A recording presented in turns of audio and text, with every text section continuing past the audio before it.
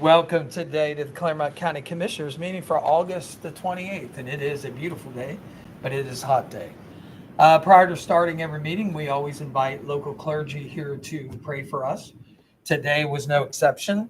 Pastor Travis Burke was scheduled to be here from Cosdale Baptist Church. We always enjoy him being here, and we're very thankful that he does that for us. So if you are so inclined to pray with us, I will stand in the gap for him today. Please bow your heads. Lord, we thank you for this opportunity to conduct this Board of Commissioners meeting. We ask that your will be done here.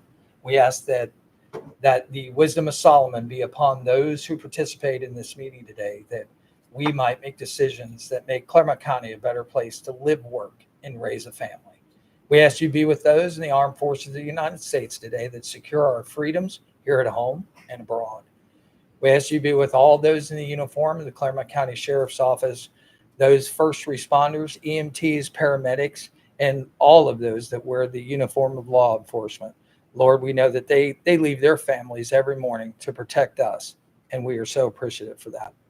We ask you to be with those who are ill and afflicted, unable to join us at this meeting. We ask your healing hand be laid upon them, that they might be able to join us at a later date.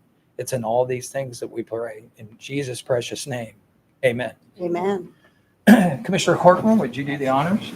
I pledge allegiance to the flag of the United States of America and to the republic for which it stands, one nation, under God, indivisible, with liberty and justice for all. Thank you. Now call this meeting to order, the Board of County Commissioners. We will start with item number B, approval of regular session minutes. Board, I know you had these minutes from last week. You've had an opportunity to review them. Do I have a motion for approval? I'll make the motion. I will second. It's been moved and second.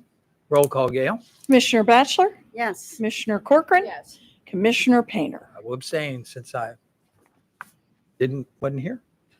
Item number C is a proclamation for designation of September 24th as National Preparedness Month in Clermont County. I have that presentation here. Pam Hummer-Kloss is with me here today to accept this proclamation. Proclamation, National Preparedness Month in Clermont County, September 2024. Whereas no community is truly prepared for a disaster until every individual, family, and household takes personal responsibility for preparedness. And whereas National Preparedness Month is a nationwide effort sponsored by the Federal Emergency Management Agency READY campaign to educate and empower Americans to prepare for and respond to all types of emergencies in their homes, schools, and businesses. Whereas the Clermont County Emergency Management Agency is committed to providing public education for our citizens. And whereas the Clermont County Board of Commissioners strives to alleviate suffering and protect lives and the property of its citizens through mitigation, planning, response, and recovery for all hazards. Now, therefore, let it be resolved that we, the Board of County Commissioners, do hereby proclaim the month of September 2024 as National Preparedness Month in Clermont County, in honor and recognition of our citizens and the vital contributions that they make to the safety and well-being of our community. And this proclamation is signed by myself, Bonnie Batchelor, and Claire Corcoran. Pam, the Board of Commissioners would like to present you with this proclamation for National Preparedness. Thank you. And thanks for all that you do. Podium's yours. So thank you very much for your time. As was mentioned, September is National Preparedness Month, and the READY campaign is a nationwide preparedness effort to get individuals and families, businesses, schools, and governmental agencies to prepare for and work towards response, recovery, mitigation of large-scale disasters. So at this time, we are encouraging all residents, visitors, and community partners to take some simple steps to increase their level of preparedness. One, to get informed about the hazards that could affect you and the ways that you would receive severe weather awareness alerts and warnings. Learn the appropriate response to those risks that you face, and even contact your insurance provider to understand what would be covered and what would not be covered. That's one of the greatest things that we see following a disaster, is that individuals are either underinsured or are not unclear about what is covered by their insurance. Take some time to create a family emergency plan. You and your loved ones may not be together at the time of a disaster, so know how you will communicate, where you'll meet up. And then also build an emergency kit.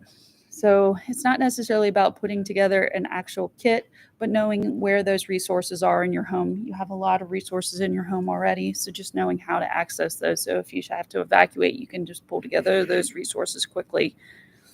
And then as you go forward, help us build that culture of preparedness. Talk to your friends, your neighbors, and your children about how to be better prepared. Again, when we have instances like today where we have an excessive heat risk, check on your neighbors to make sure that they are doing okay. It's inevitable that we're going to have disasters and emergencies. So by taking these simple steps, we can minimize the impact on the disaster that it might have on your family and friends and your neighbors. So again, we really appreciate everyone's time, and thank you for giving us this proclamation. Oh, thank you. And thank your team for all of what they do. Thank you. It's Pam. Want to do a picture? Yeah, Yeah. let's go. I'll go this way.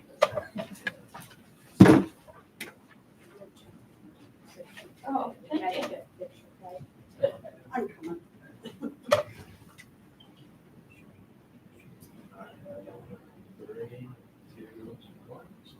Thank you.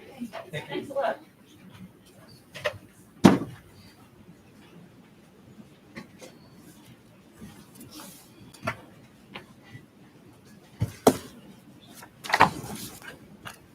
So we have another presentation, and that presentation is by Ralph Lenny, Clermont County Commissioners Association of Ohio Service Corporation, which is called CCAOSC Energy Program. Ralph, podium's yours. Thanks for being here today. Thank you very much, Commissioner.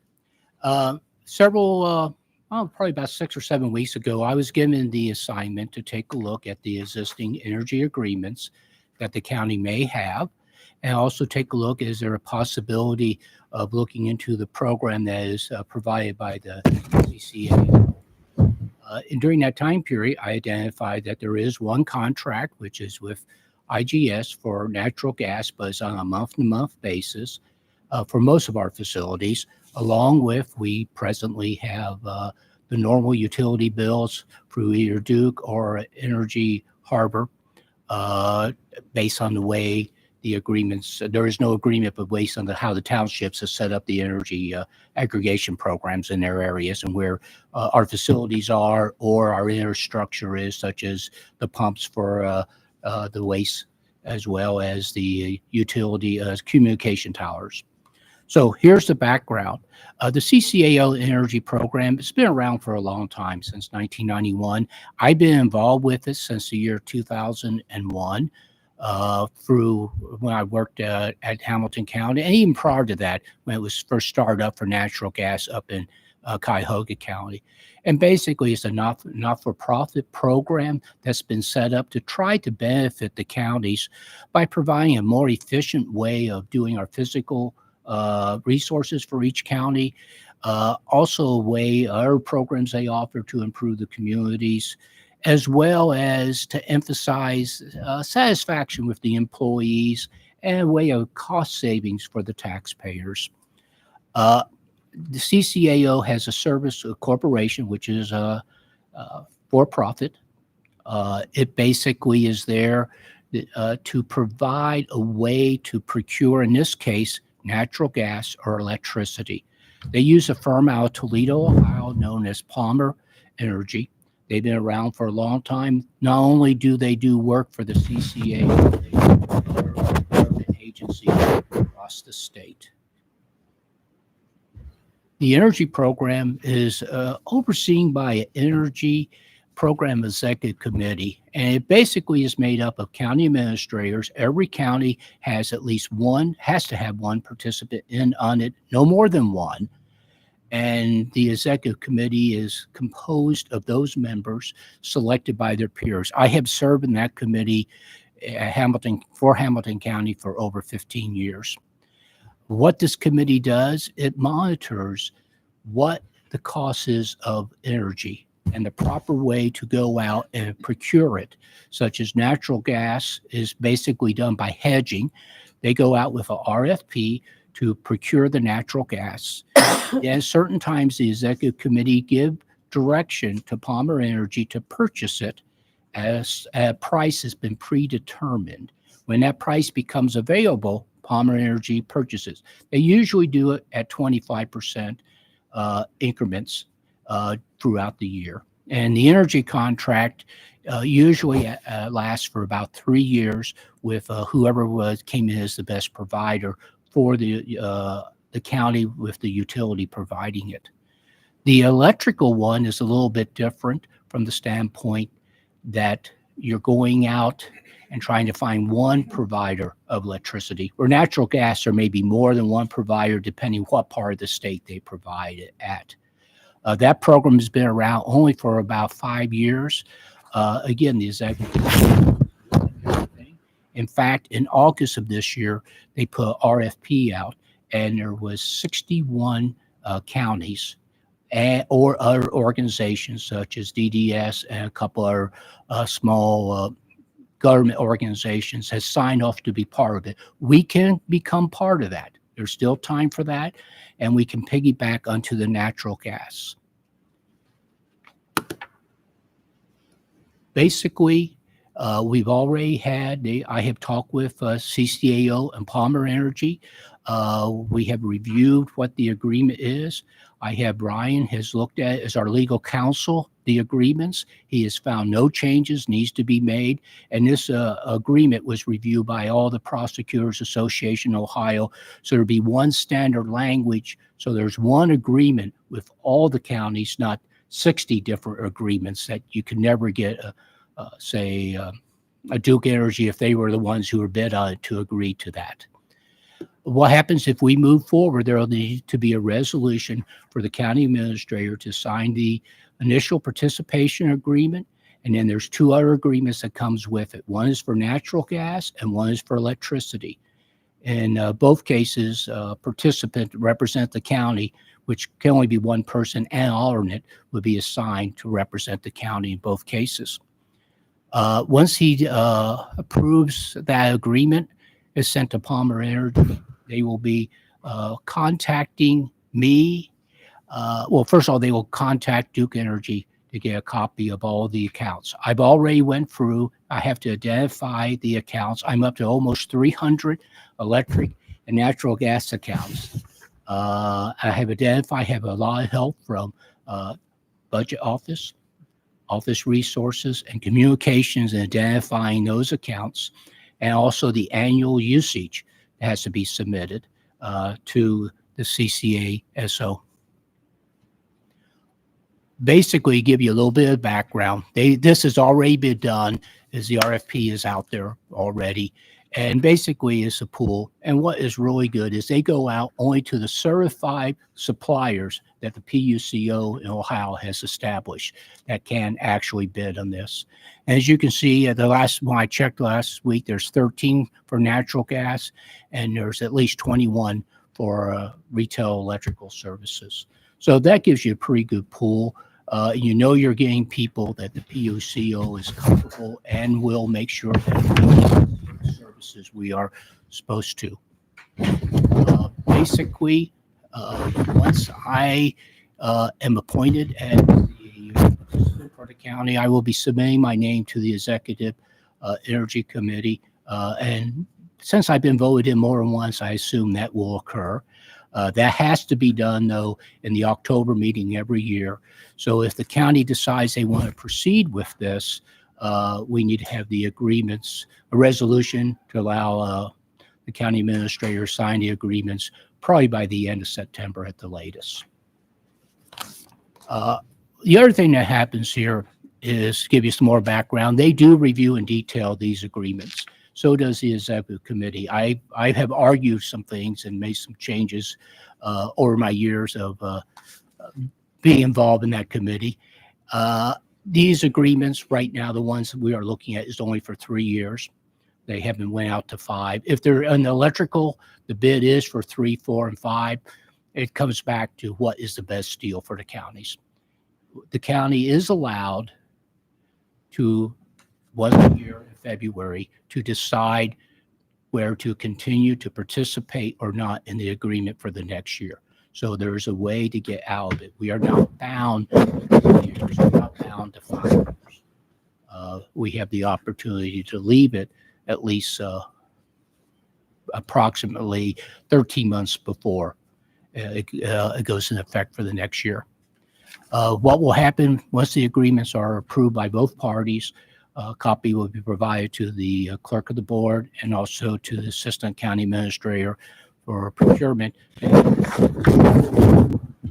One thing that Palmer Energy does, which I think is very well, they take a look at all the bills and they make sure that charging of riders by the utility, and that we're not paying for something that we shouldn't be, which is very helpful, because then we do not have to hire a consultant to have that knowledge to review it. How we are going to administer it, it'll be administered by county administration. The idea is that I would be designated to be the county's representative and will submit my name to be on the executive committee. That gives Clermont County input as to what's going on, a knowledge of ahead of time, and the ability, with the knowledge I have, if we want to leave the participation in these agreements. Also, every year in October, there's an annual report that's provided. That report shows the dollar savings that was achieved through the rates that Duke is basically by the CCAO. Any questions? Now, you answered my question on the deadline and when this had to be submitted. My only other question is, Commissioner Painter, you're involved in CCAO. I am. Would you not be able to vote on this project then? Would you be abstaining from this? I don't think I have to, not from the Service Corporation. That's a for-profit corporation. But we'll check with the prosecutor's office just to make sure. Or our legal counsel too? Mhm. Sure. Okay, just to make sure that we don't go out there and vote and then at the end we say, oh, we couldn't do that. Right. Mhm. And you've had, what'd you say, how many years in this? 24 years. Okay, never mind. Natural gas started the year before, when I was in Cuyahoga County, and I was the first there, and then I went to Hamilton County in 2001. Good. So yes, I've Great. seen the good and the bad of it both ways, and the Yeah. program has matured, and the bigger counties help the smaller counties by the buying power. So it has been a good relationship between, at this point, 77 counties are involved one way or the other. And when you're talking about buying kilowatt hours of electric, or you're talking about buying quantities of gas, you're talking about all of these counties. Is it now 70 some counties that belong to that? Yes, Is that you can take a look up there, and all the ones, except for the ones that are in gray, which we are in either participating in the natural gas or the electric program, or both. Big change from where it was in the beginning when It is. it Oh, was yes. first presented to us and it was like, wait a minute. Yeah, big change. Okay. Yeah, when it was first presented, because we were a larger county compared to all the ones that were in that. But now Absolutely. some of the very large counties have gotten in there, which has given it, a great efficiency of scale. We'll just say that. Yes. Right? Any other questions? None. Thanks, Rob. Thank you. Ralph. Thank you. Thank you. Sounds better than the first time, doesn't it? Oh, yeah, absolutely. 100%. Absolutely. Okay. That completes item number D. We are going to move up J, county staff discussion. I understand we have a couple people want to talk to the board here.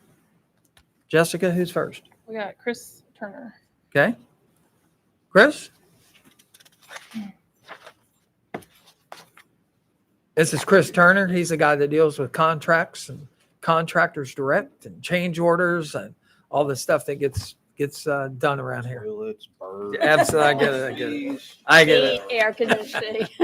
I tried to keep it on a much higher level for you. Thank you, sir. Thank you, Chris.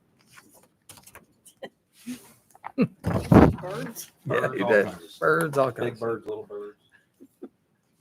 Flags.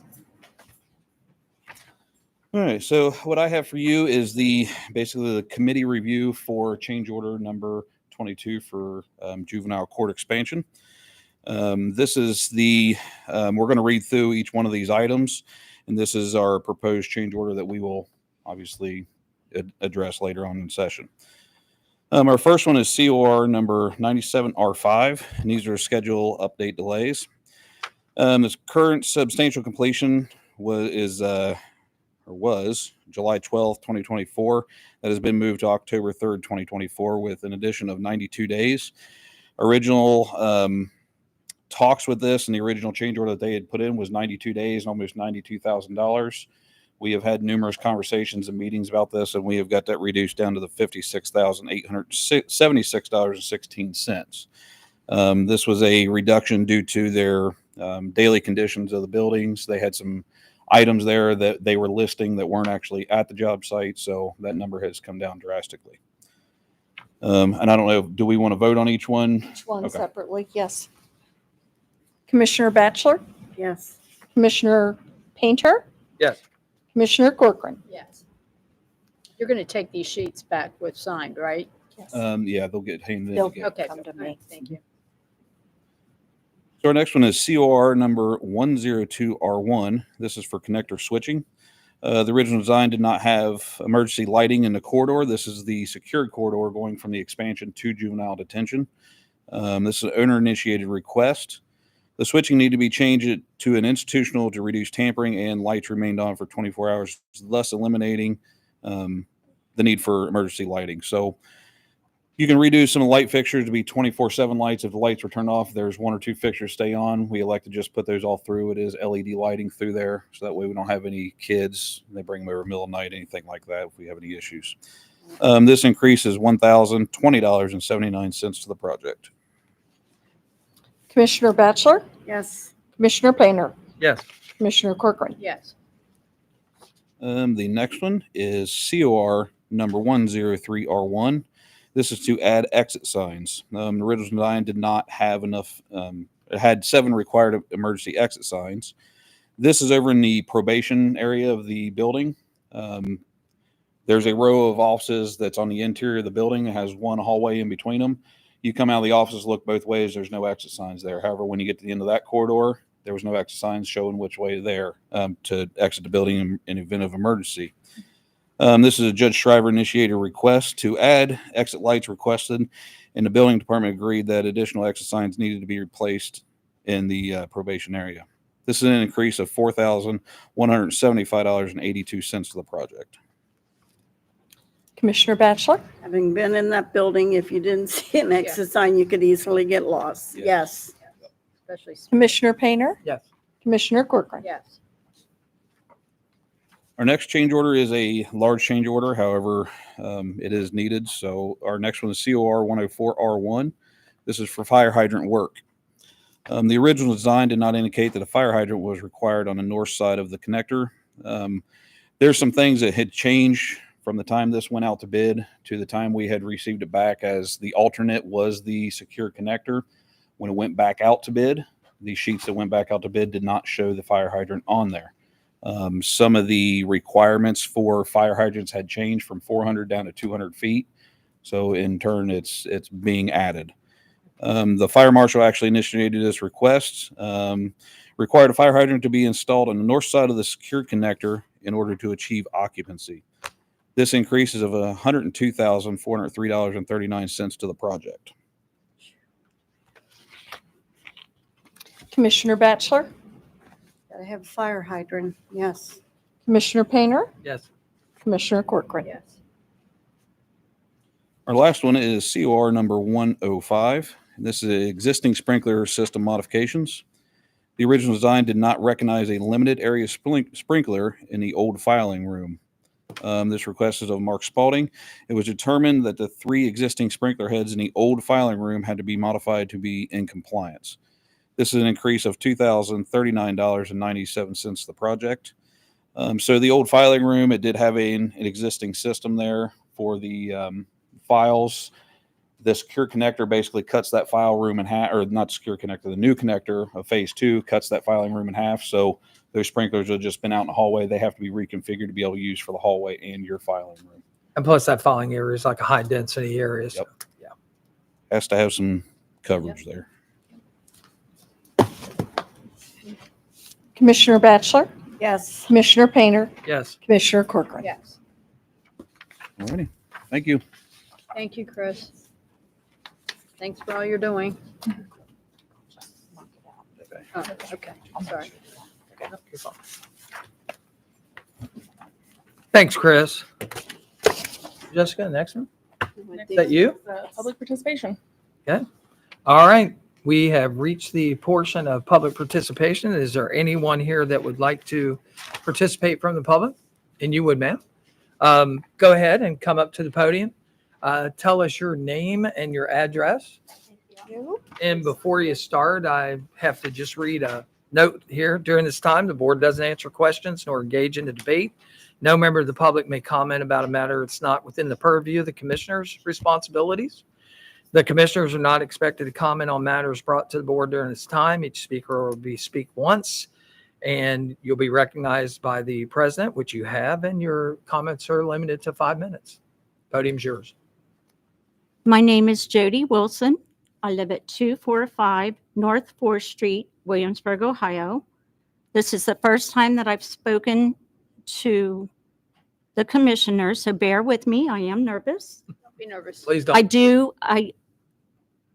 do have a challenge since childhood pronouncing words, so please bear with me. I may struggle. I'm not a professional at this. I have been involved in animal rescue one way or another for 30 plus years. Before COVID and the county taking over the shelter, I volunteered for many years at the animal shelter. I seen the video of a frightened dog at the shelter that was trying to be walked. The poor dog was frightened because of the sound of the firing range that is next to the shelter. I did more investigating and I knew that I could not turn my head regarding the horrific care of the dogs at the shelter. If an animal shelter or rescue organization fails to comply with Ohio regulations, they can face consequences such as fines and suspension of operations. In extreme cases, criminal charges may also be brought against the organization.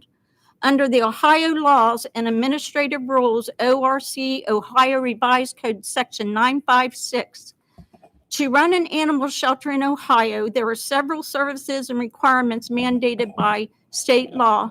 Licensing and registration, animal shelters must be registered with the Ohio Department of Agriculture.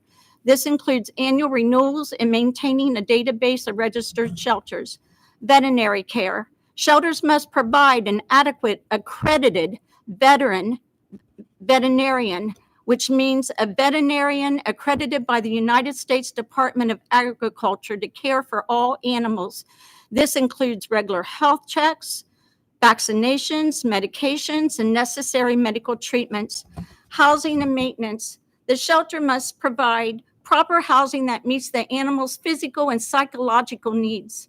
This includes clean and safe living conditions, appropriate space, and enrichment activities.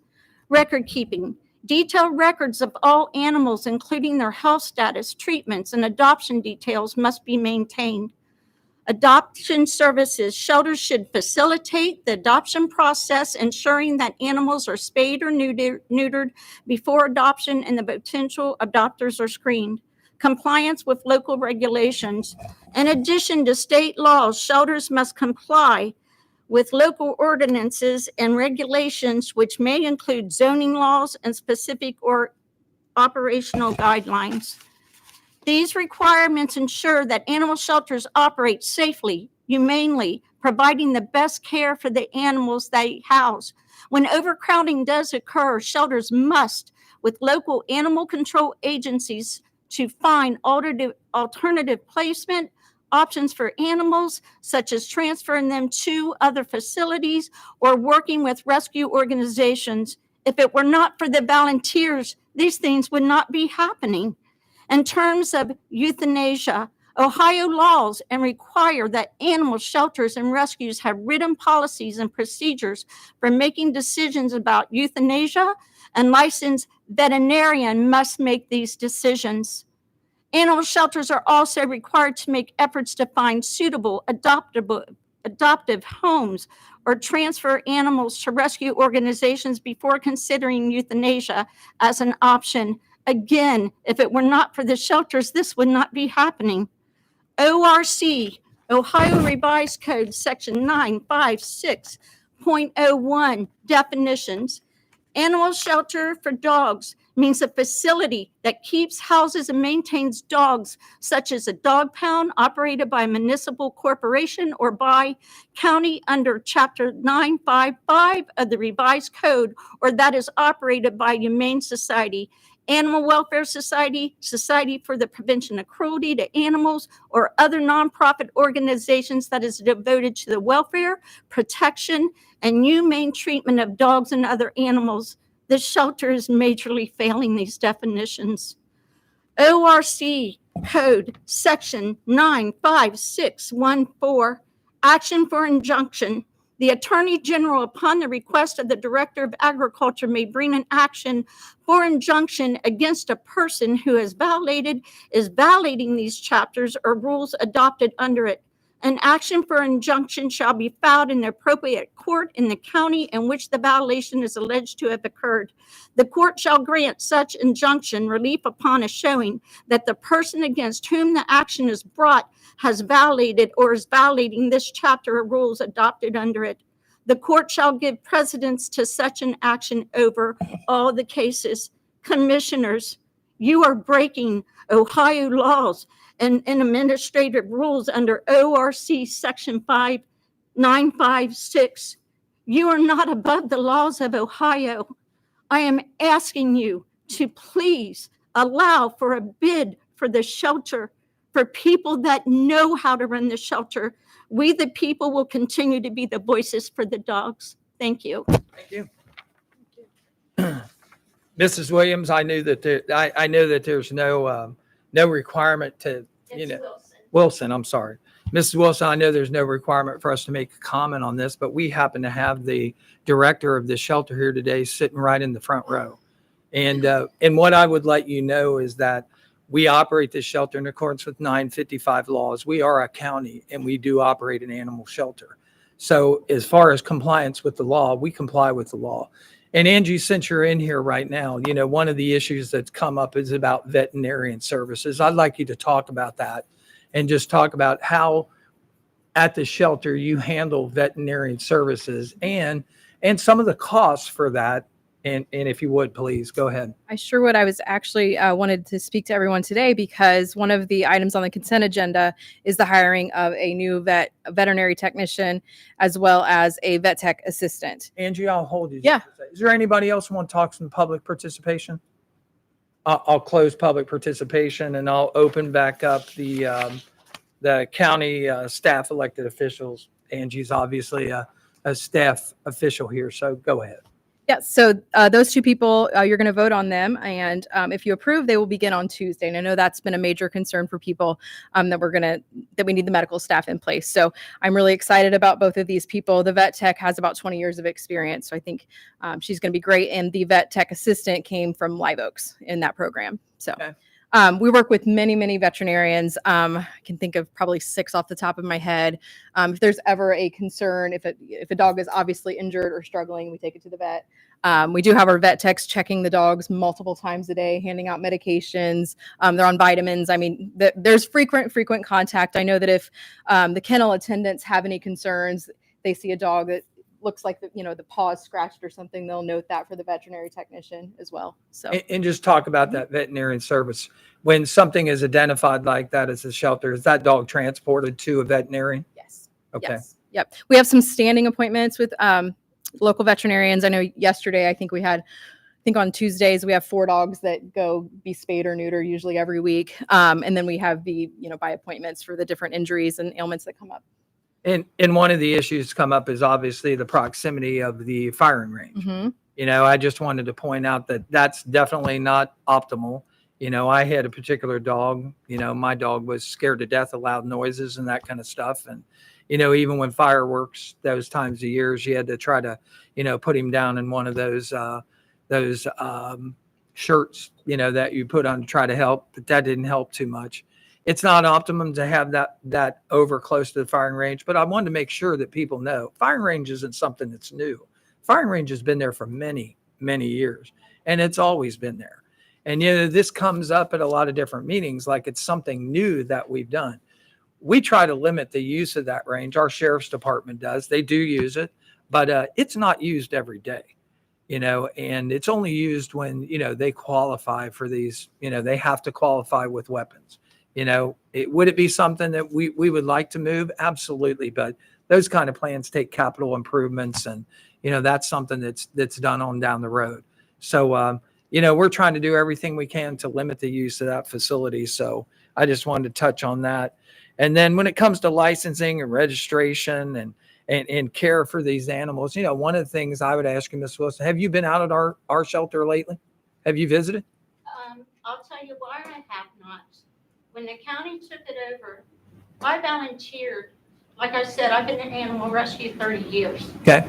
I volunteered many years before the county took it over.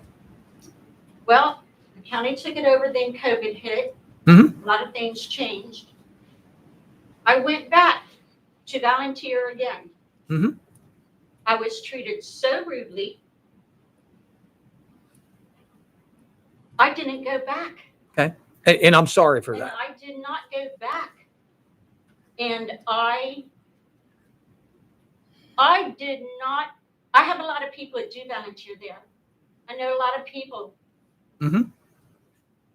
30 years. Time. What? I know a lot of people that are volunteering there. I know what is some of the things that are going on. And because I haven't been volunteering, they have orientation on Sundays at 12 o'clock. And if I'm not at orientation, I can't volunteer. And I have a ridiculous busy schedule. And a lot of people that attend church on Sunday can't come to including me. Choose not to come. Right. I'm one of those. I get it, including me. And the only thing that I would say to that is, by all means, if you can break away and get some opportunity to visit that shelter, by all means do. We have jail trustees working in there now that clean that facility 3 times a week, and that frees it up. We currently have how many canines in that 32 facility? as of this morning. 32, and we're good at about 60 kennels. So we're definitely in that swing zone where there's great care being taken. So, that the volunteers and foster, the volunteers has worked hard to find those foster homes. Oh, absolutely. Absolutely. We absolutely value the volunteers. And so, like I said, by all means, visit the shelter. When you talked about the training facility, the training classes that are done on Sunday, that, Angie would rather do those on a weekday, but the volunteers would rather do them on a Sunday. So she accommodates that for them. So and that's a challenge with the hours that they are open. I don't know how I do my crazy schedule sometimes. Alexis can tell you that. I'm involved in a lot of different things. Understood. I advocate for a lot of different things. And I have family obligations for my mom in a nursing home. So it is hard to even visit the shelter from the hours that you guys have it open. I understood. We visit the shelter. I was just over there this week, to check on things and make sure none of us would ever walk through that shelter and see a dog in peril and not do something about it. That's something that's being put out here in the public that just isn't true. I cringed when that shelter got to the point to where we were overcrowded and had to put animals into pop-up crates. Nobody likes that. But when every other animal shelter is full and you're trying to make those dogs available to other places, it's tough. It's tough. So thanks, Angie. And thanks for being here. Sure. Not attacking her. in your defense, I have said more than once, the situation you've been thrown into, I pray for you because it's a hard situation for you. I would, Not having the experience and what needs to be done to run a shelter the way it should be run. I commend you that you're doing the best that you can. just, the commissioners have actually allowed for a position for kennel administrator. I'm just filling in until that person, until we get the right person in that seat. I Mhm. understand Yeah. that. And like I said, you've been thrown in a And keep in mind, she has the full breadth of the commissioners here, and she has the ability to assign resources to whatever the folks that work in that kennel need. And we have told her on many occasions, to do that. So this is not something that's, not being budgeted correctly or there's money not available. That's not the case. And so when people say that, I always correct them because all that has to happen there is for them to ask and for her to say that's what's needed. That's it. So And thanks. Angie's doing a fantastic job. Thanks, Andrew. Thank you. We will move on with the regular agenda. Item number F, the consent agenda. Team, you have had the consent agenda, have an opportunity to review it. Do I have a motion to consider the consent agenda for approval? I'll make the motion. I'll second. Been moved and second. Any further conversation? Any items need to be removed? Nope. Hearing none. Roll call, Gail. Commissioner Corcoran, Yes. Commissioner Batchelor, Yes. Commissioner Painter. Yes, item number G is the non-consent agenda. It starts on page 5 with item number 11. Recommendation, the Board of County Commissioners adopt resolution number 113-24 to approve payment to vendors in the total amount of $2,761,738.15 as outlined in the BCC approval invoice report for checks dated August 28th, 2024. BCC Director prepays invoice reports and the procurement card transaction report as presented by the county auditor on 8/26/2024, and further authorizing the county auditor to issue warrants pursuant to section 319.16 of the Ohio Revised Code. Board, do I have a motion to approve item 11? I'll make the motion. I'll second. Been moved and second. Any further conversation? Nope. Roll call. Commissioner Batchelor, Yes. Commissioner Corcoran. Yes. Yes. Commissioner Painter. Yes. Item 12. Chris, you were just here. He came Um, back.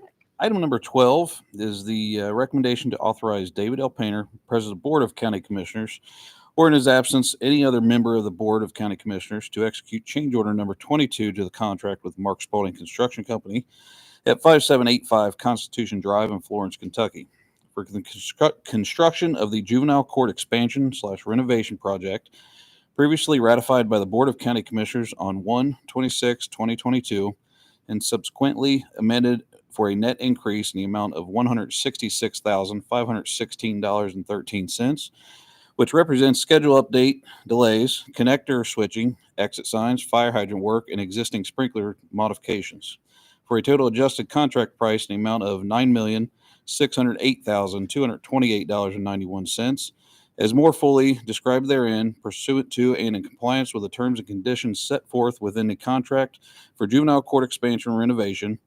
The contract time will be increased by 92 calendar days. The date of substantial completion will be 7/12/2024 for Phase 1 building addition and 10/3/2024 for Phase 2 renovation. Board, you heard the reading of item number 12. Do I have a motion for approval? Make the motion. Second. Been moved and second. Any further conversation? I guess we have gone past the July 12th and moving now to October 3rd? The July Yeah. 12th was met for the Phase 1. Right. Phase 2 is what they're currently doing now, and that is the 10/3/2024. Yeah. No, not your fault, but we keep moving down the pike with them. Yep.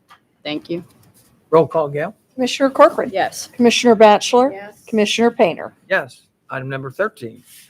Item number 13 is a recommendation to authorize David L. Painter, President of the Board of County Commissioners, or in his absence, any other member of the Board of County Commissioners, to execute change order number 13 to the contract with Monarch Construction Company at 164 Sherman Avenue, Cincinnati, Ohio, for construction of the Filliger Campus Improvement Phase 1, previously ratified by the Board of County Commissioners on 5/31/2023, and subsequently amended with a net increase in the amount of $34,581.92 for a total adjusted contract price in the amount of $18,722,100 $184.56, with an increase of contract time by 29 days, resulting in new substantial completion date of September 27th, 2024, pursuant to and in compliance with the terms and conditions in the contract for Filliger Campus Improvement Phase 1 as outlined below. We can go over some of these for the change order. So some of the first one is going to be the line striping within the highway operations garage. So this is going to be where they park a lot of their daily vehicles inside. Help obviously organize some of those. That's a $571.29. Cellular modules for the highway operations and fleet maintenance buildings. Those are going to be for the communication of your fire alarm and intrusion panels. That does not have a quote unquote hardwire or copper phone line down through there, so they have to have a cellular connection to get those signals out. The next one's going to be provide an additional door for egress purposes in a fleet maintenance building. So the design of the building, they have I believe it's a 40-ton lift there for the larger buses. However, when those ramps are down for the buses to drive up on, it did not give a clear path of egress throughout, and that was a recommendation after we had talked to the fire marshal. That would not pass, so we had to come up with another solution. This is adding a door, and this door will just be an egress door going out. There will be no hardware on the outside where anybody can get in. The next one is going to be provide additional bollard protection for the diesel generators at the highway operations and fleet maintenance building as required by the authority having jurisdiction. So we had actually had a change order on this to add some bollards around there. However, when it came out for an inspection, the inspector noted that the bollards were too far apart, that additional bollards were needed for the final. So this is a $20,000 change order for adding those bollards. Rich, just as a question there, I know there was a question about the fencing that went around that. We're deleting that spot fencing and using the security fence that goes around the facility. Correct. Yeah. Okay. Yep. And then a project time extension was granted in here for 29 working days. That does not have any costs allocated with it. Just extends that contract. All right. Board, you've heard the reading on number 13. Do I have a motion for approval? I'll make a motion. I'll second. Been moved and second. Any further conversation or discussion? Roll call again. Commissioner Batchelor, Yes. Commissioner Corcoran, Yes. Commissioner Painter. Yes. Thank you, Thanks, Chris. Item 14. Angie? Item 14 is the recommendation to ratify and accept the appointment of the following individuals as dog wardens for the County of Clermont, Ohio, pursuant to and in compliance with Chapter 95512 of the Ohio Revised Code for the administration of the statutory requirements of Chapter 955 of the Ohio Revised Code entitled Dogs relative to the housing, feeding, caring for, destroying, and disposing or unlicensed and stray dogs within Clermont County, Ohio, and then effective for the dates indicated below. These are our current 3 deputy dog wardens. Board, you've heard the reading item number 14 and the list of the 3 current deputy wardens that are there. Do I have a motion for approval? I'll make the motion. I'll second. Been moved and second. Any further conversation or discussion? Just to touch on a minute.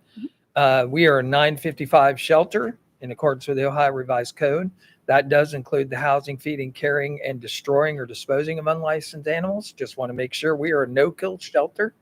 We only euthanize animals when it is a last resort, and a veterinarian has said that the animal has no viable life expectancy left or presents a hazard to people. So we don't do that very often, but it is part of that. I just wanted to, make sure we point it out.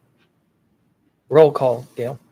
Commissioner Corcoran, Yes. Commissioner Batchelor, Yes. Commissioner Painter. Yes. Thank you. Item number 15, hi, Kennedy.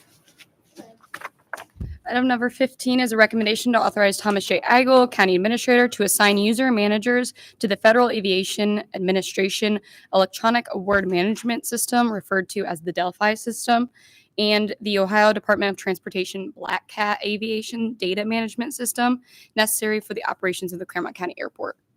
Board, you've heard the reading of item number 15. Do I have a motion for approval? I'll make the motion. I'll second. It's been moved and second. Any further conversation? Roll call, Gail. Commissioner Corcoran, Yes. Commissioner Batchelor, Yes. Commissioner Painter. Yes. Item number 16. This is a recommendation to reappoint Kevin Paget. He's an electrical contractor located in Batavia, Ohio, and he'll serve on the Board of Building Appeals for the County of Clermont for a 3rd term beginning 10/1/2024 through 9/30/2029.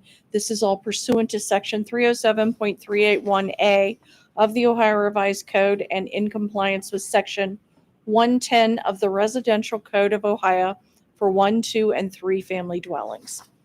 Board, you've heard the reading of item number 16. Do I have a motion? I'll make the motion. Second. It's been moved and second. Any further conversation? Mr. Paget is a great guy to have here. He ran KEP Electric. That was in yours. Roll call, Gail. Commissioner Batchelor, Yes. Commissioner Corcoran, Yes. Commissioner Painter. Yes. Item number 17. Hi, Jeremy. Good afternoon. So item number 17 is recommendation to execute the agreement between the Board of County Commissioners, Clermont County, Ohio, and Miami Township Trustees, Milford, Ohio, relative to the Happy Hollow Road landslide project located at Miami Township, and to further authorize the county engineer to pursue funding from the Ohio Public Works Commission, also known as OPWC, for the total estimated project cost outlined below. If awarded, the OPWC grant would cover 79%, estimated at $705,553. Miami Township will be responsible for the local share at 21%, $187,552 for a total project cost of $893,105. This is a project that will be submitted to the district this fall. If awarded, the funding will be available next July. Board, you've heard the reading of item number 17. Do I have a motion for approval? I'll make the motion. I'll second. Been moved and second. Anything further? Roll call, Gail. Commissioner Corcoran, Yes. Commissioner Batchelor, Yes. Commissioner Painter. Yes. Thanks, Thank you. Jeremy. Item number 18.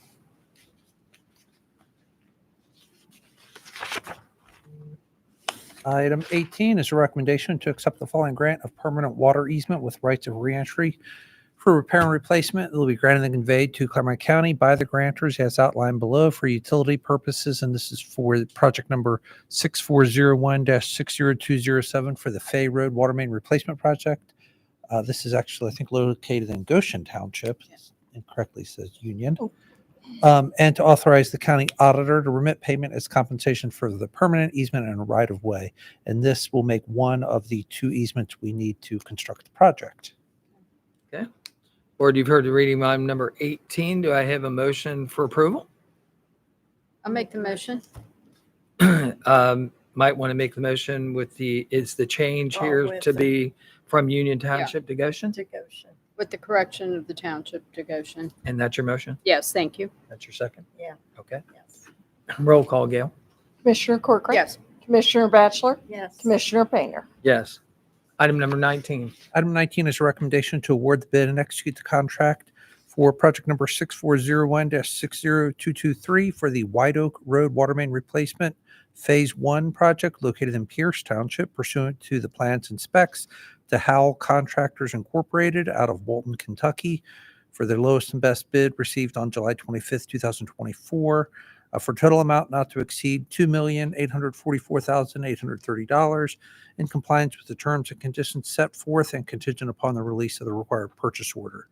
So this low bid was about just over 93% of our engineer's estimate. They'll be replacing almost 6,400 feet of water main along White Oak Road from Beeheimer to Merben 10 Mile. That'll replace the old 12-inch with a new 16-inch water main, and they anticipate construction will be complete in May of next year. Board, you've heard the reading of item number 19. Do I have a motion for approval? I will gladly make that motion. I'll second. Moved and second. Any further conversation? Roll No. call. Commissioner Batchelor, Yes. Commissioner Corcoran, Yes. Commissioner Painter. Yes. Just so everyone knows, Lyle, how many water main breaks have we had in that area in this last year? Did you lose count? Yes, definitely lost count. And then that'll be coordinated with road paving as well. Mhm. Great. Thank you. Thank you. Item number 20. This is a recommendation that the Board of County Commissioners employ the law firm of Isaac Wiles and Burkholder LLC, located in Columbus, Ohio, as outside legal counsel to represent the Board of County Commissioners in its official capacity and to advise it on legal matters with the total compensation to be paid for the representation not to exceed the total annual compensation of the Clermont County Prosecuting Attorney. This is all pursuant to and in compliance with Section 309.09C of the Ohio Revised Code, and further to execute the agreement for legal services in accordance with the terms and conditions in the agreement for a term of 4 months effective September 1st, 2024 through December 31st, 2024, with the option for the Board of County Commissioners to renew the terms contained in the existing agreement for an additional 6-month period with compensation not to exceed the total amounts as outlined below. The compensation amounts are routine services at $40,000 and matters falling outside routine services on an hourly rate basis. That would be $250 for attorneys, $95 for paralegals, and $65 for all law clerks. Board, you've heard the reading of item number 20. Do I have a motion for approval? I'll make the motion. I'll second. Been moved and second. Any further conversation? Roll call again. Commissioner Corcoran. Yes. Commissioner Batchelor. Yes. Commissioner Painter. Yes. Item number 21. Good afternoon, Board. Hello. I have a recommendation to authorize David L. Painter, President of the Board of County Commissioners, to execute a letter of intent to renew the contract with Gila LLC, DBA Municipal Services Bureau for the provision of payment processing for Clermont County for the period of September 30th, 2024 through September 29th, 2025, which represents a 1-year renewal option in compliance with Section 2 of the Contract for Services ratified by the Board of County Commissioners on 10/23/2019. Board, you've heard the reading of item number 21. Do I have a motion for approval? I'll make the motion. Have a second? It's been moved and second. Any further conversation? Roll call. Commissioner Batchelor. Yes. Commissioner Corcoran. Yes. Commissioner Painter. Yes. Item number 22. This is a recommendation to resolve to approve and authorize changes in the annual appropriation resolution number 181-23 for calendar year 2024. We have 3 supplemental appropriations. The first is Children's Services Other Expenses for $2,800,580. And this is the increase, there was an increase in per diem, and it won't to cover foster care for the remainder of the year. Ditch maintenance, engineers, other expenses for $23,000. And then the general fund, legislative and executive operating, $15,000. And that's, there wasn't enough budgeted for the second half real estate settlement fees. Gail, am I abstaining because of Family and Children First Council on the foster care program? Children's Services, I would think you would. Okay, thank you. Board, you've heard the reading of item number 22. Do I have a motion for approval? I'll make the motion. I'll second.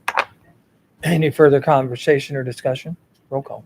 Commissioner Batchelor. Yes. Commissioner Painter. Yes. Commissioner Corcoran. Same. Thank you, Emily. Thank you. That concludes our non-consent agenda. Item number H, do we have any additions to the agenda at this time? We do not at this time. No additions? Then we will move to item I. I'm requesting an executive session pursuant to 121.22 G1 and 121.22 G3 and 121.22